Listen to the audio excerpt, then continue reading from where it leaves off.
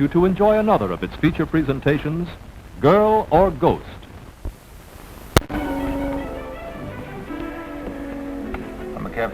From careful examination of the best available sources, we can only conclude that the day-to-day life of the average Puritan girl was made up largely of dull routine. Dull is right. Excuse me, Professor, but this is cleaning time. Professor, how many times have I mentioned not to drop ashes on this rug? I'm sorry, Mrs. Wilson, I wasn't thinking. This rug was loomed by the granddaughter of Priscilla Mullins, right here in Brighton, in the year of 1686. Now lift up your feet. Oh, Professor, Governor Bradford once wrote on that desk. No. Seaboard University, indeed. I should have known better than to rent to someone other than a Harvard. I'm sorry, Mrs. Wilson. I'll try to mend my ways. Professor, that's real pewter and... I know. Don't tell me. It once belonged to a Salem witch. Mrs. Wilson, I'm a man of quiet, peaceful, I might even say, sedentary habits. I do not wish to lose my temper. However, may I point out that I came to the fair city of Brighton, Massachusetts, and rented this room in order to have the proper surroundings to work on a book about the Puritans. I did not apply for the position of assistant curate. After 280 years, now you. What would Governor Bradford say? There's no drawer here. Must have been a secret compartment. This diary may have been in there ever since. The diary of Mistress Patience Croft.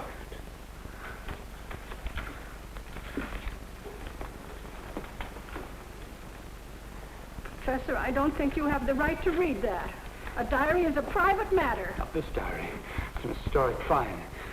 It'll solve all the problems in my book, maybe get me elected to the Academy. Listen to this. The year of our grace, 1661, June 12th. This night, on return from choir practice, I was introduced to a young man new come to the colony.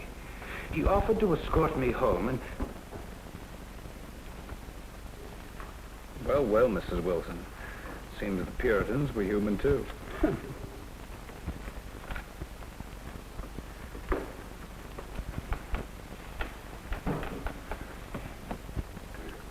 The year of grace, 1661.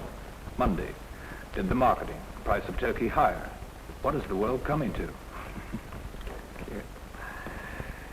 Tuesday evening. Captain Phillips paid his respects. He's very handsome, and we sat in the parlor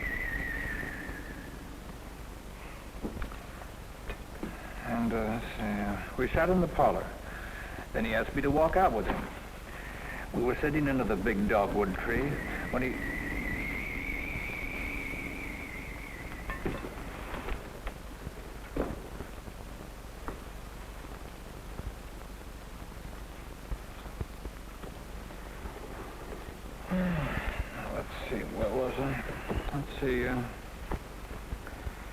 He took my hand, pulled off my glove, and pressed my fingers to his lips. Before I knew what he was about, he seized my arm, drew me to his chest. John Everett, thou must cease reading that. Huh? What? I said thou must cease reading that. Oh, good evening. Where did you come from? Thou art no gentleman, John Everett.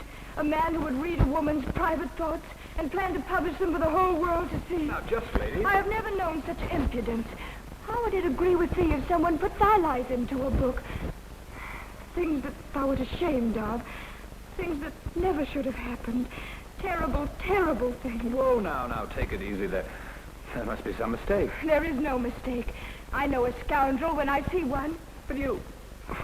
This diary is... We will not discuss the diary. Thou wilt give it me or destroy it. Suppose we discuss this calmly, Miss... How can I be calm when thou art dragging a young girl's name through the mud, destroying her reputation? A young girl? But my book... Well, I'm afraid one of us is a bit confused, Miss, My name is Croft. Oh, you're a descendant of the girl who wrote the diary. Won't you sit down, Miss Croft? I thank thee.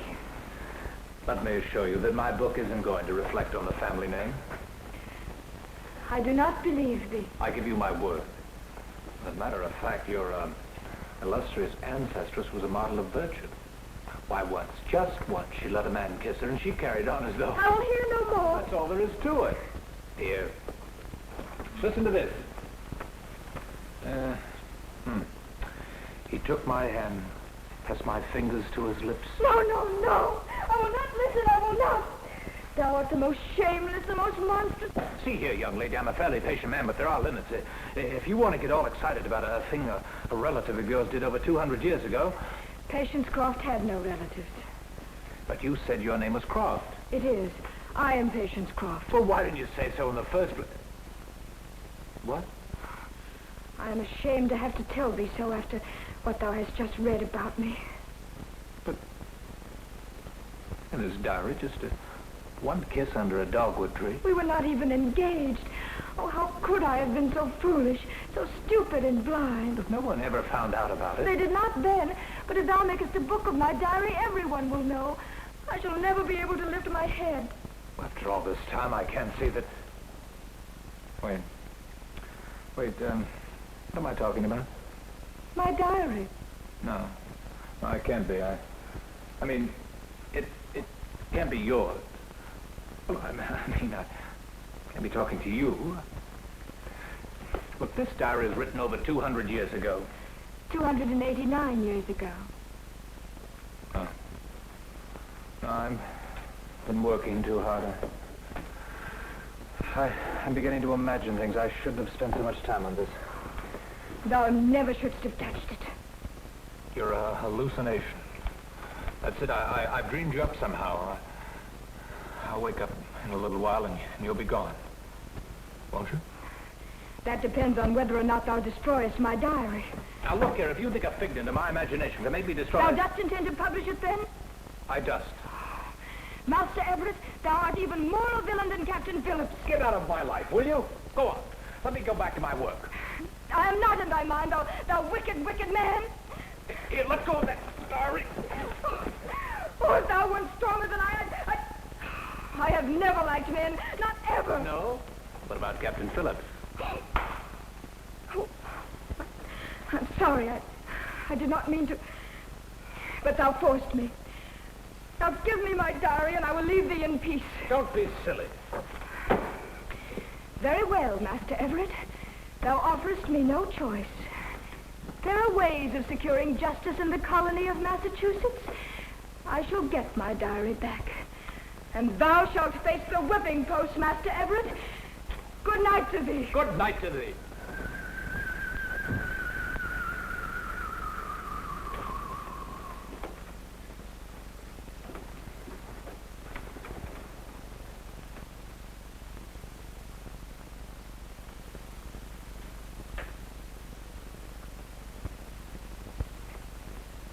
Certainly.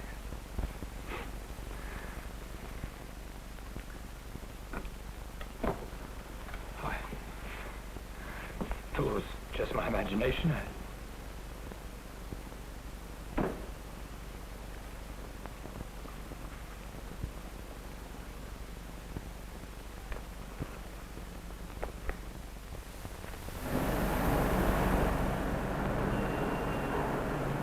And as your lawyer, I can only advise that you exercise the utmost discretion between now and the time when this matter comes to trial.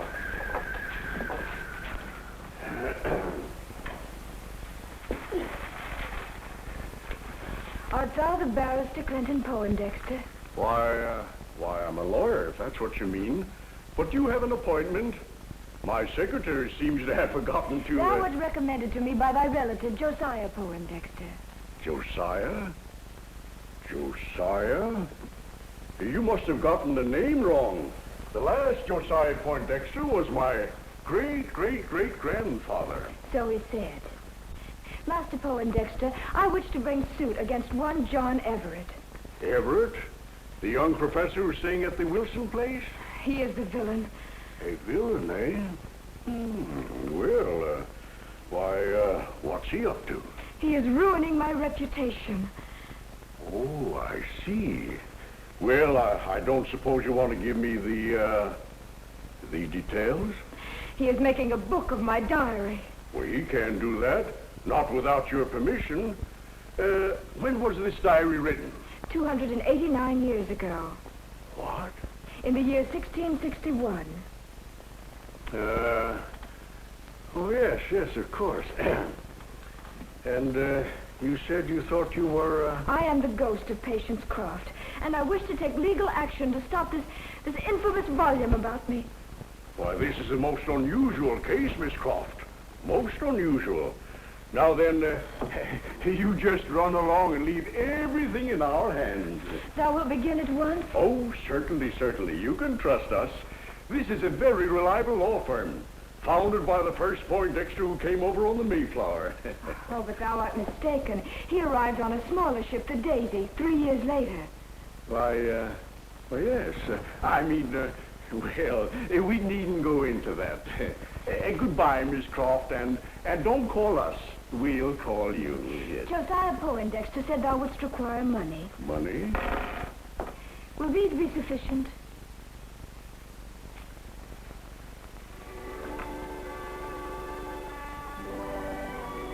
1660.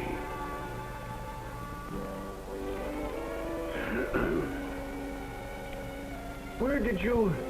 But then, you're not, I mean, you're really...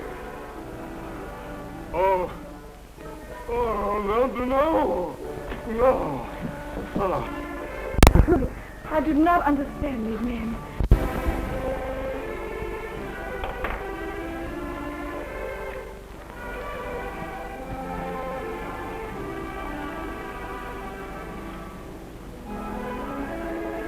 Master John Everett. No, not again.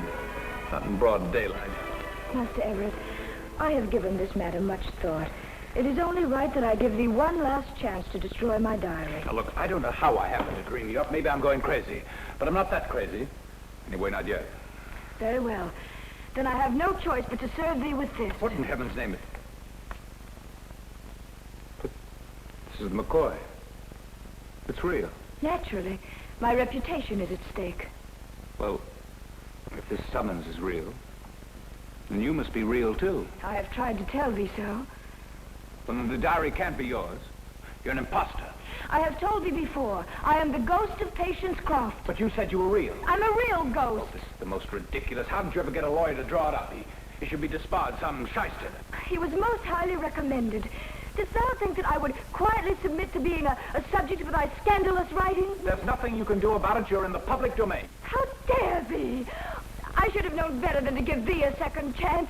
A man with any decency would never have opened the diary in the first place. And a woman with any decency wouldn't go around pretending she's Why don't you go live a normal life? Get yourself a job or something. You're attractive enough. I am not interested in a job. I only wish my diary. Are we on that again? Why don't you keep still and get out of here? Very well, Master Everett. I hope I never set eyes on thee again, save in court. That suits me fine. Good day. Good day. Well, why aren't you going? I am. Well? Master Everett, didst thou... I mean, am I? Am I really Are you really what? attractive? Oh, for goodness sakes, Yes, in a kind of a... sort of a...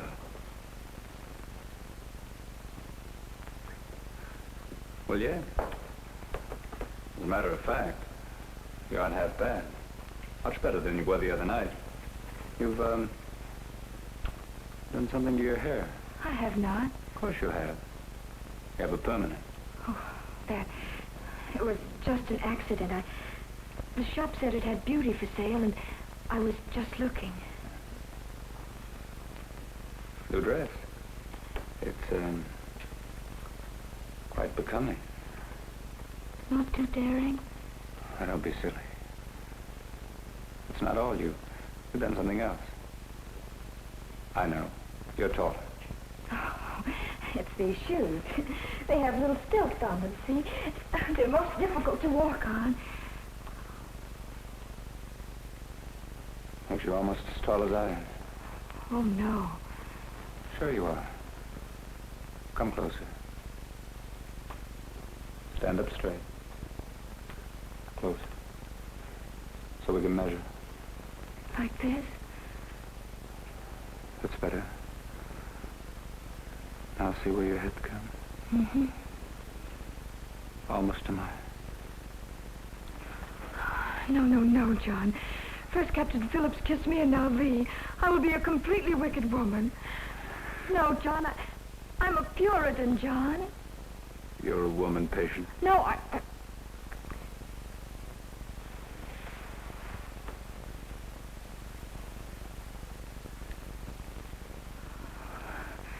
I'm a woman, John.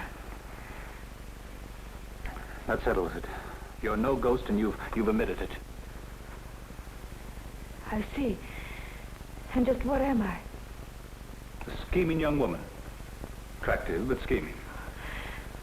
That was why thou kissed me, wasn't it? Wasn't it? No, not exactly. Don't lie to me. I may not be as sophisticated as these modern women. To them it apparently means nothing to be kissed. They give their lips freely and without thought, but I was brought up quite differently. Never before have I been used and tricked. Even Captain Phillips loved me. Oh, thou hast made my lips cheap, and my heart something thou couldst turn and twist to thine own advantage. I've done nothing of the kind, Patience. Never before have I felt so common and tawdry and... Good day to thee, John Everett. I will see thee in court. Patience.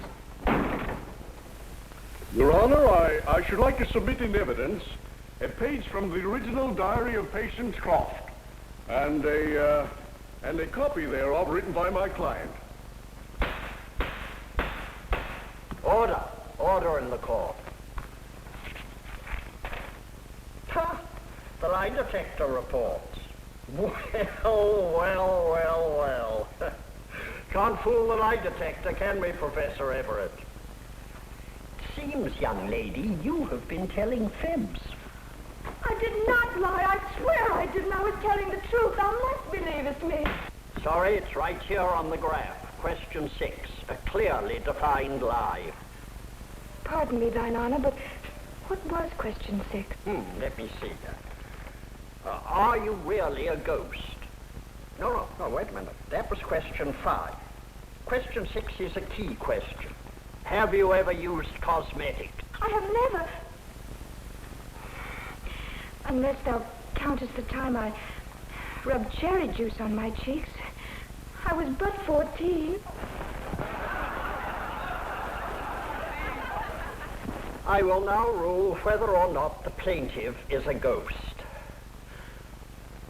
Now, the evidence seems, and the experts do, what I know the lie detector says. But on the other hand, there isn't any precedent and there isn't any law, and no, I'm sorry, I simply can't do it. Forgive me for interrupting, thine honor, but there is a law, very definite and to the point. There is? Passed by the General Court of the Colony of Massachusetts on February 2nd, 1688, and still on the statute books. I shall be glad to read it to thee. You really don't have to bother. It is no bother. Rules for determination of whether a maid be a witch, spirit, goblin, or ghost. Rule A. A maid shall be so judged if her hair, having been straight, shall become curly. Master Everett, is it not true that my hair was straight when we first met? Well, yes. I thank thee. Rule B. A maid shall be judged to be a ghost, etc., if her girth, weight, or height shall have altered by unnatural means. Well, Master Everett? Now look here, high heels aren't exactly... I thank thee. That should settle the matter, thine honor. However, there is more to the law. More? And regardless of these tests, if a maid shall, in open court, confess to being a witch, spirit, goblin, or ghost, she shall be so judged without further delay. Thine honor, before this court, I do publicly... No, Miss Croft, please. And please. before all the company assembled... No, you don't know what you're doing to And me. before thine honor, I do hereby confess I am a ghost. But you are... Oh, very well. My constituents will never understand, but I rule that Patience Croft is legally a ghost.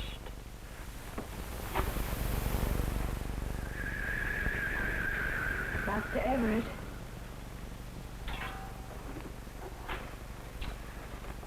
I was expecting you. I have your diary. Here, take it. Oh, thank thee. Master Everett, I have heard that thou hast lost thy position because of the trial. I am sorry. I don't wish your sympathy. I did not mean to bring the misfortune. I only meant to protect my reputation. Well, you did a good job of that. You got your name smeared in every front page from here to Golden Gate. I know. I should never have come back. I did not think it would be so horrible. Isn't it a little late to think of that now? Now, if you will excuse me, I have some packing to do. I, too, am leaving today. Where are you going? On a vaudeville tour? I am returning to where I belong. I only came to say goodbye. Oh, goodbye, then. Goodbye. Goodbye. Waiting for. I am...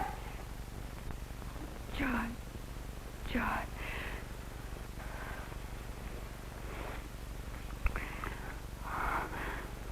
I have never before kissed a man of my own accord. It is rather nice. Patience. Oh, John, we mustn't. It isn't sensible. The first sensible thing either of us have done in months. John, I do love thee. And nothing else matters. But it does. Thou art forgetting that thou art thou, and I am what I am. We're a man and a woman in love. Thou dost not believe me, not even yet. It makes no difference what I believe. Thou art right. It does make no difference what thou believest. For no matter what we say, no matter what we feel, we can never see each other again. Goodbye, John Everett. My time has grown short. You can't just walk out of my life, not now. There's no other way possible. Anything's possible, Pete. Perhaps someday, sometime, we will meet again. Patience, wait. I cannot wait. But someday, thou mayest meet someone, and thou mayest think that she will look a little like me. In the twinkle of her eye, perhaps, or in the way she lifts her lips. And thou wilt look at her and smile, and thou wilt know that I have come back to thee. Patience! How will I know?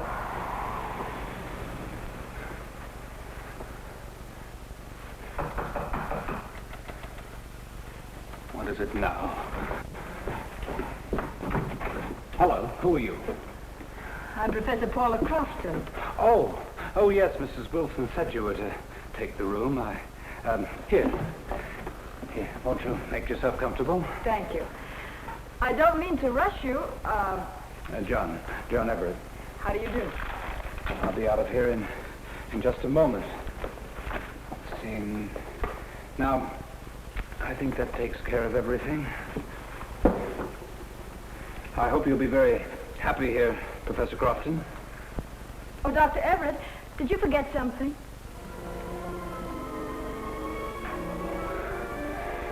No, I don't think I did.